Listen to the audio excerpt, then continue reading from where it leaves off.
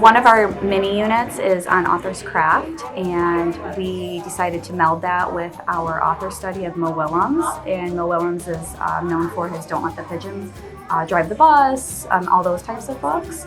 So students were tasked to write their own pigeon book, learning about all the craft moves from our units, but then also looking at Mo Willems as our mentor to help guide our stories along the way. One of the things is I like my students to be able to share their work beyond just myself, their parents, and their writing partners. So I thought about why not collaborating with the sixth graders in which they could read it to a whole separate audience, and maybe the sixth graders could ask them some higher level thinking questions or just enjoy a book that they maybe remember from back when they were in first grade.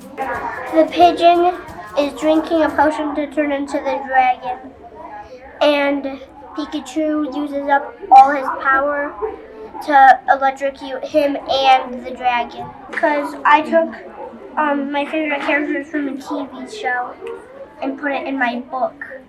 I enjoyed reading to my sixth grade partner because I never added. I'm not that colorful, and you can see I added more color to my book. I enjoyed that I got to meet somebody new, and he was very good at writing.